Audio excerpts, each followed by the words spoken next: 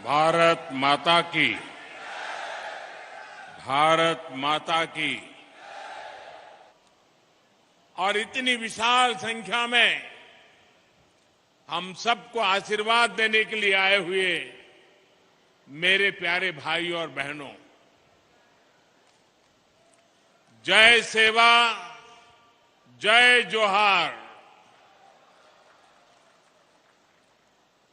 आज मुझे रानी दुर्गावती जी की इस पावन धरती पर आप सभी के बीच आने का सौभाग्य मिला है। मैं रानी दुर्गावती जी के चरणों में अपनी श्रद्धांजलि समर्पित करता हूं। उनकी प्रेरणा से आज सिकल सेल एनीमिया मुक्ति मिशन एक बहुत बड़े अभियान की शुरुआत हो रही है। आज ही मध्य प्रदेश में 1 करोड़ लाभार्थियों को आयुष्मान कार्ड भी दिए जा रहे हैं। इन दोनों ही प्रयासों के सबसे बड़े लाभार्थी हमारे गौंड समाज, भील समाज या अन्य हमारे आदिवासी समाज के लोग हैं। मैं आप सभी को, मध्य प्रदेश की डबल इंजन सरकार को बहुत बहुत बधाई देता हूं। साथियों, आज शहडोल की इस धरती पर देश बहुत बड़ा संकल्प ले रहा है। ये संकल्प हमारे देश के आदिवासी भाई बहनों के जीवन को सुरक्षित बनाने का संकल्प है। ये संकल्प है सिकल सेल एनीमिया की बीमारी से मुक्ति का।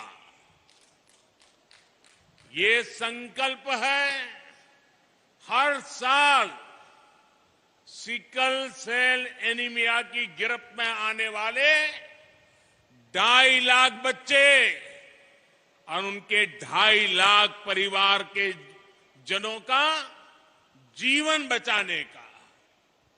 साथियों, मैंने देश के अलग अलग इलाकों में आदिवासी समाज के बीच एक लंबा समय गुजारा है।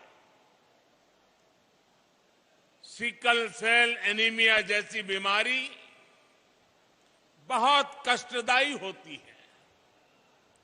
इसके मरीजों के जोड़ों में हमेशा दर्द रहता है। शरीर में सूजन और थकावट रहती है। पीठ, पैर और सीने में असहनीय दर्द महसूस होता है। सांस फूलती है।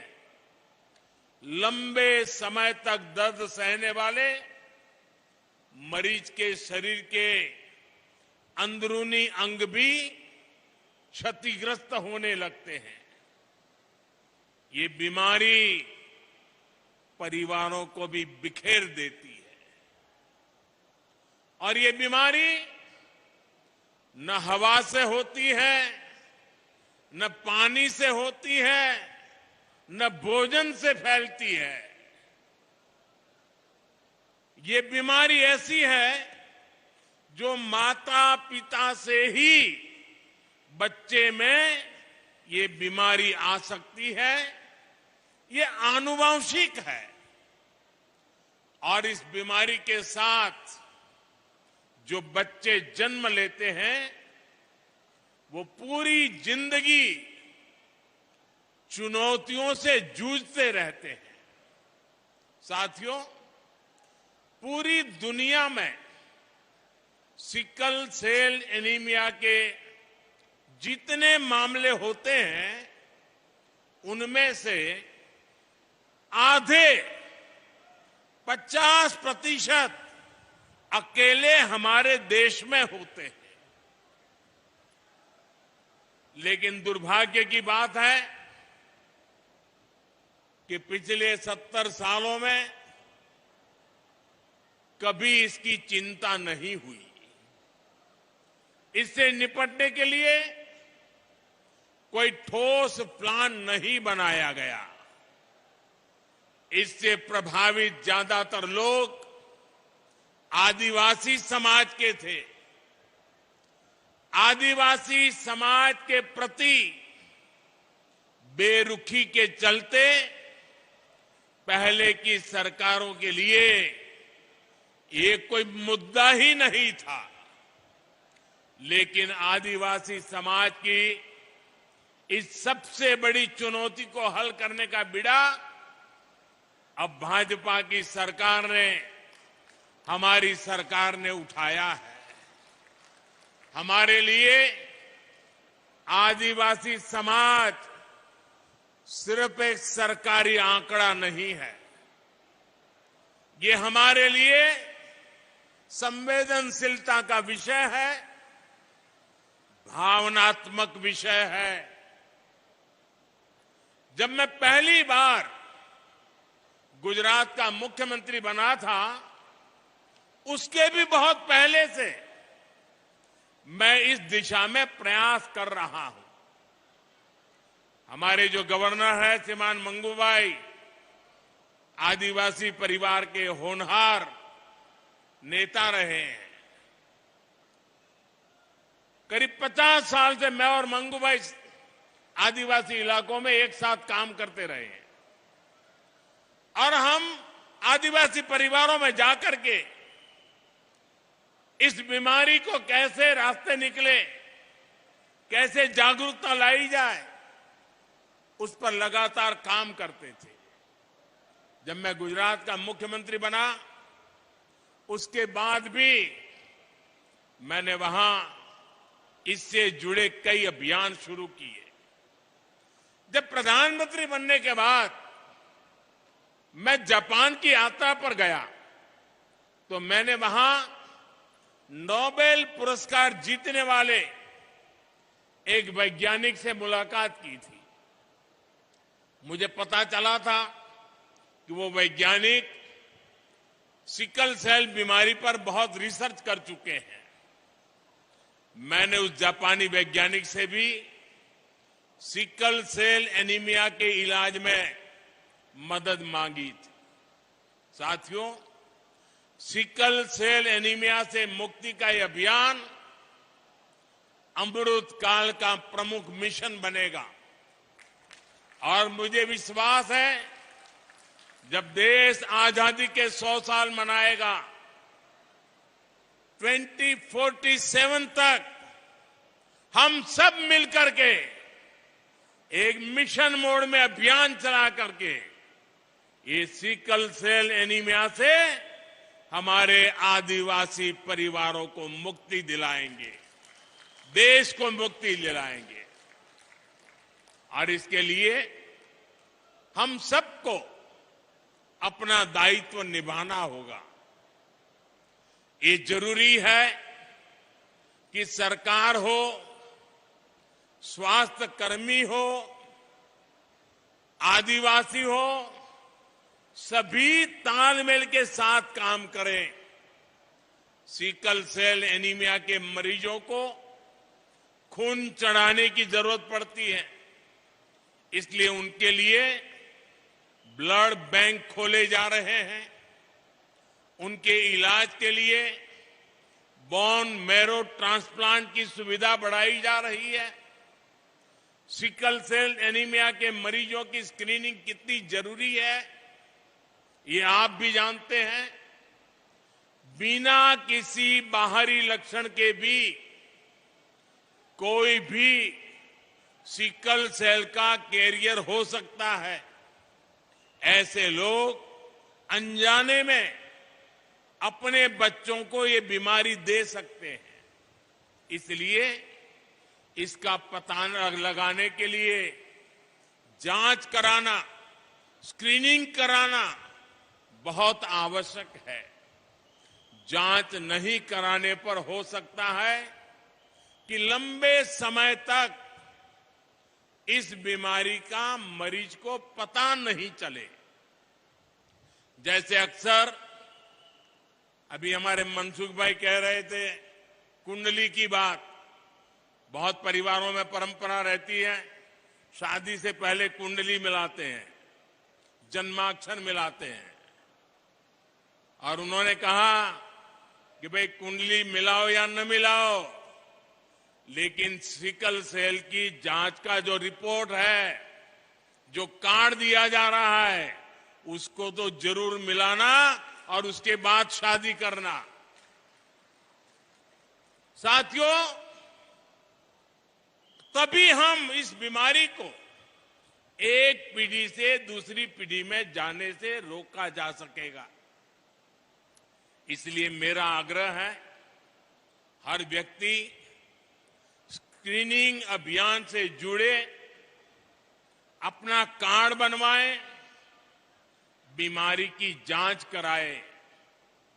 इस जिम्मेदारी को लेने के लिए समाज खुद जितना आएगा, उतना ही सिकल सेल एनीमिया से मुक्ति आसान होगी। साथियों, बीमारियां सिर्फ एक इंसान को नहीं, जो एक व्यक्ति बीमार होता है उसको ही सिर्फ नहीं, लेकिन जब एक व्यक्ति परिवार में बीमार होता है तो पूरे परिवार को बीमारी प्रभावित करती है। जब एक व्यक्ति बीमार पड़ता है तो पूरा परिवार गरीबी और विवशता के जाल में फंस जाता है। और मैं एक प्रकार से आपसे कोई बहुत अलग परिवार से नहीं आया, मैं आपके बीच से ही यहां पहुंचा हूं। इसलिए मैं आपकी इस परेशानी को अच्छी तरह जानता हूं, समझता हूं। इसलिए हमारी सरकार ऐसी गंभीर बीमारियों को समाप्त करने के लिए दिन रात मेहनत कर रही है। इन्हीं प्रयासों से आज देश में टीबी के मामलों में कमी आई है। अब तो देश 2025 तक टीबी को जड़ से समाप्त करने के लिए काम कर रहा है। साथियों, हमारी सरकार बनने के पहले 2013 में काला जार के 11,000 मामले सामने आए थे। आज ये घटकर 1,000 से भी कम रह गए हैं। 2013 में मलेरिया के 10 लाख मामले थे। 2022 में ये भी घटते घटते 2 लाख से कम हो गए। 2013 में कुष्ठ रोग के 1.25 लाख मरीज थे, लेकिन अब इनकी संख्या घटकर 70-75 हजार तक रह गई है। पहले दिमागी बुखार का एक कितना कहर था, ये भी हम सब जानते हैं। पिछले कुछ वर्षों में इसके मरीजों की संख्या में भी कमी आई है। ये सिर्फ कुछ आंकड़े नहीं हैं। जब बीमारी कम होती है तो लोग दुख, पीड़ा, संकट और मृत्यु से भी बचते हैं। भाइयों और बहनों, हमारी सरकार का प्रयास है कि बीमारी कम हो, साथ ही बीमारी पर होने वाला खर्च भी कम हो। इसलिए हम आयुष्मान भारत योजना लेकर आए हैं, जिससे लोगों पर पड़ने वाला बोझ कम हुआ है। आज यहां मध्य प्रदेश में 1 करोड़ लोगों को आयुष्मान कार्ड दिए गए हैं। अगर किसी गरीब को कभी अस्पताल जाना पड़ा तो ये कार्ड उसकी जेब में 5 लाख रुपए के एटीएम कार्ड का काम करेगा। आप याद रखिएगा, आज आपको जो कार्ड मिला है, अस्पताल में उसकी कीमत 5 लाख रुपए के बराबर है। आपके पास एक कार्ड होगा तो कोई आपको इलाज के लिए मना नहीं कर पाएगा, पैसे नहीं मांग पाएगा। और ये हिंदुस्तान में कहीं पर भी आपको तकलीफ हुई और वहां के अस्पताल में जाके ये मोदी की गारंटी दिखा देना, उसको वहां भी आपको इलाज करना होगा। ये आयुष्मान कार्ड गरीब के इलाज के लिए 5 लाख रुपए की गारंटी है और ये मोदी की गारंटी है। भाई और बहनों, देश भर में आयुष्मान योजना के तहत अस्पतालों में करीब 5 करोड़ गरीबों का इलाज हो चुका है। अगर आयुष्मान भारत का कार्ड नहीं होता तो इन गरीबों को 1 लाख करोड़ रुपए से ज्यादा खर्च करके बीमारी का उपचार करना पड़ता। आप कल्पना करिए, इनमें से कितने लोग ऐसे होंगे जिन्होंने जिंदगी की उम्मीद भी छोड़ दी होगी। कितने परिवार ऐसे होंगे जिन्हें इलाज करवाने के लिए अपना घर, अपनी खेती शायद बेचना पड़ता। लेकिन हमारी सरकार ऐसे हर मुश्किल मौके पर गरीब के साथ खड़ी नजर आई है। 5 लाख रुपए का ये आयुष्मान योजना गारंटी कार्ड गरीब की सबसे बड़ी चिंता कम करने की गारंटी है। और यहां जो आयुष्मान का काम करते, जरा कार्ड बुलाइए। कार्ड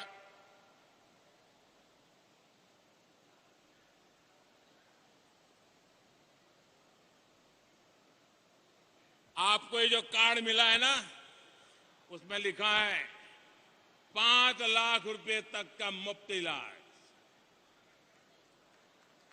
इस देश में कभी भी किसी गरीब को 5 लाख रुपया की गारंटी किसी ने नहीं दी। ये मेरे गरीब परिवारों के लिए ये भाजपा सरकार है, ये मोदी है जो आपको 5 लाख रुपए की गारंटी का कार्ड देता है।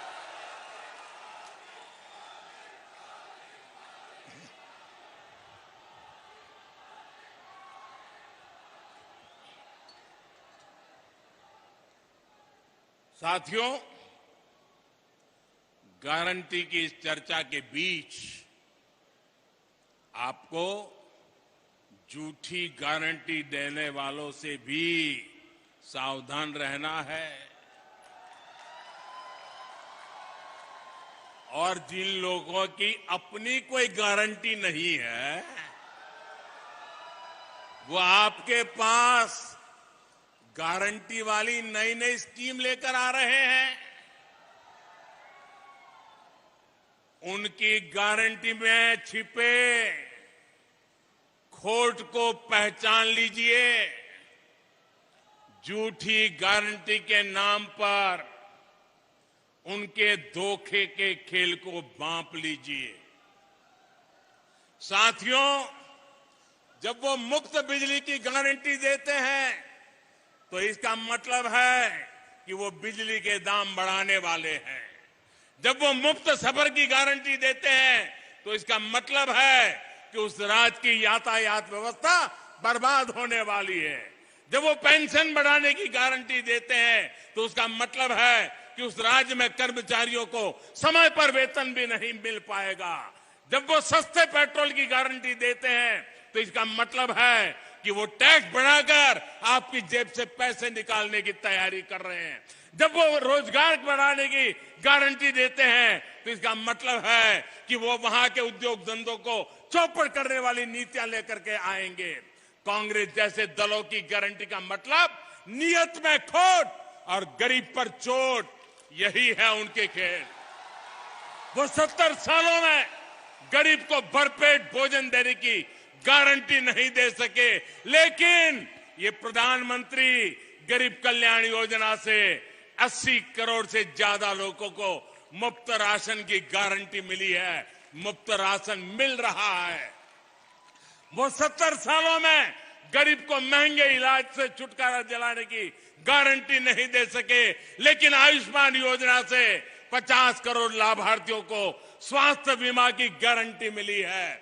वो 70 सालों में महिलाओं को धुएं से छुटकारा दिलाने की गारंटी नहीं दे सके, लेकिन उज्ज्वला योजना से करीब 10 करोड़ महिलाओं को धुआं मुक्त जीवन की गारंटी मिली है। वो 70 सालों में गरीब को पैरों पर खड़ा करने की गारंटी नहीं दे सके, लेकिन मुद्रा योजना से 8.5 करोड़ लोगों को सम्मान से स्वरोजगार की गारंटी मिली है। उनकी गारंटी का मतलब है कहीं ना कहीं कुछ गड़बड़ है। आज जो एक साथ आने का दावा कर रहे हैं, सोशल मीडिया में उनके पुराने बयान वायरल हो रहे हैं। वो हमेशा से एक दूसरे को पानी पी पी करके कोसते रहे हैं, यानी विपक्षी एकजुटता की गारंटी नहीं है।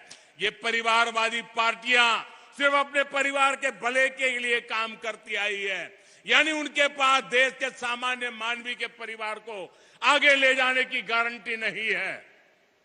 जिन पर भ्रष्टाचार के आरोप हैं, वो जमानत लेकर के बाहर घूम रहे हैं। जो घोटालों के आरोपों में सजा काट रहे हैं, वो एक मंच पर दिख रहे हैं, यानी उनके पास भ्रष्टाचार मुक्त शासन की गारंटी नहीं है। वो एक सुर में देश के खिलाफ बयान दे रहे हैं, वो देश विरोधी तत्वों के साथ बैठकें कर रहे हैं, यानी उनके पास आतंकवाद मुक्त भारत की गारंटी नहीं है। वो गारंटी देकर निकल जाएंगे, लेकिन भुगतना आपको पड़ेगा। वो गारंटी देकर अपनी जेब भर लेंगे, लेकिन नुकसान आपके बच्चों का होगा। वो गारंटी देकर अपने परिवार को आगे ले जाएंगे, लेकिन इसकी कीमत देश को चुकानी पड़ेगी। इसलिए आपको कांग्रेस समेत ऐसे हर राजनीतिक दल की गारंटी से सतर्क रहना है। साथियों, इन झूठी गारंटी देने वालों का रवैया हमेशा से आदिवासियों के खिलाफ रहा है। पहले जनजातीय समुदाय के युवाओं के सामने भाषा की बड़ी चुनौती आती थी, लेकिन नई राष्ट्रीय शिक्षा नीति में अब स्थानीय भाषा में पढ़ाई की सुविधा दी गई है, लेकिन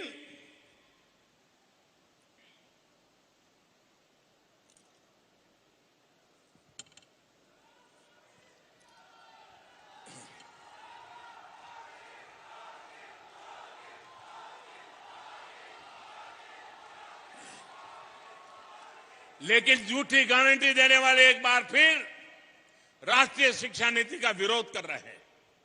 ये लोग नहीं चाहते कि हमारे आदिवासी भाई बहनों के बच्चे अपनी भाषा में पढ़ाई कर पाएं। वो जानते हैं कि अगर आदिवासी, दलित, पिछड़ा और गरीब का बच्चा आगे बढ़ जाएगा तो इनकी वोट बैंक की सियासत चौपट हो जाएगी। मैं जानता हूं आदिवासी इलाकों में स्कूलों का, कॉलेजों का कितना महत्व है। इसलिए हमारी सरकार ने 400 से अधिक नए एकलव्य स्कूलों में आदिवासी बच्चों को आवासीय शिक्षा का अवसर दिया है। अकेले मध्य प्रदेश के स्कूलों में ही ऐसे 24,000 विद्यार्थी पढ़ रहे हैं। साथियों, पहले की सरकारों ने जनजातीय समाज की लगातार उपेक्षा की। हमने अलग आदिवासी मंत्रालय बनाकर इसे अपनी प्राथमिकता बनाया। हमने इस मंत्रालय का बजट 3 गुना बढ़ाया है। पहले जंगल और जमीन को लूटने वालों को संरक्षण मिलता था। हमने फॉरेस्ट राइट एक्ट के तहत 20 लाख से ज्यादा टाइटल बांटे हैं। उन लोगों ने पैसा एक्ट के नाम पर इतने वर्षों तक राजनीतिक रोटियां सेकी, लेकिन हमने पैसा एक्ट लागू कर जनजातीय समाज को उनका अधिकार दिया। पहले आदिवासी परंपराओं और कला कौशल का मजाक बनाया जाता था, लेकिन हमने आदि महोत्सव जैसे आयोजन शुरू किए। साथियों, बीते 9 वर्षों में आदिवासी गौरव को सहेजने और समृद्ध करने के लिए भी निरंतर काम हुआ है। अब भगवान बिरसा मुंडा के जन्मदिन पर 15 नवंबर को पूरा देश जनजातीय गौरव दिवस मनाता है। आज देश के अलग अलग राज्यों में आदिवासी स्वतंत्रता सेनानियों को समर्पित म्यूजियम बनाए जा रहे हैं। इन प्रयासों के बीच हमें पहले की सरकारों का व्यवहार भी भूलना नहीं है। जिन्होंने दशकों तक देश में सरकार चलाई, उनका रवैया आदिवासी समाज के प्रति, गरीबों के प्रति असंवेदनशील और अपमानजनक रहा। जब तक आदिवासी महिला को देश का राष्ट्रपति बनाने की बात आई थी, तो हमने कई दलों का रवैया देखा है। आप एमपी के लोगों ने भी इनके रवैयों को साक्षात देखा है। जब शहडोल संभाग में केंद्रीय जनजातीय विश्वविद्यालय खुला, तो उसका नाम भी उन्होंने अपने परिवार के नाम पर रख दिया, जबकि शिवराज जी की सरकार ने छिंदवाड़ा विश्वविद्यालय का नाम महान गौण क्रांतिकारी राजा शंकर शाह के नाम पर रखा है। टंटिया मामा जैसे नायकों की भी उन्होंने पूरी उपेक्षा की, लेकिन हमने पाताल पानी स्टेशन का नाम टंटिया मामा के नाम पर रखा। उन लोगों ने गौण समाज के इतने बड़े नेता श्री दलवीर सिंह जी के परिवार को भी अपमान किया, उसकी भरपाई भी हमने की। हमने उन्हें सम्मान दिया। हमारे लिए आदिवासी नायकों का सम्मान हमारे आदिवासी युवाओं का सम्मान है, आप सभी का सम्मान है। साथियों, हमें इन प्रयासों को आगे भी बनाए रखना है, उन्हें और रफ्तार देनी है, और ये आपके सहयोग से, आपके आशीर्वाद से ही संभव होगा। मुझे विश्वास है आपके आशीर्वाद और रानी दुर्गावती की प्रेरणा ऐसे ही हमारे पथ प्रदर्शन करती रहेगी। अभी शिवराज जी बता रहे थे कि 5 अक्टूबर को रानी दुर्गावती जी की 500वीं जयंती आ रही है। मैं आज जब आपके बीच आया हूं, रानी दुर्गावती के पराक्रम की इस पवित्र भूमि पर आया हूं, तो मैं आज देशवासियों के समक्ष घोषणा करता हूं कि रानी दुर्गावती जी की 500वीं जन्म शताब्दी पूरे देश में भारत सरकार मनाएगी।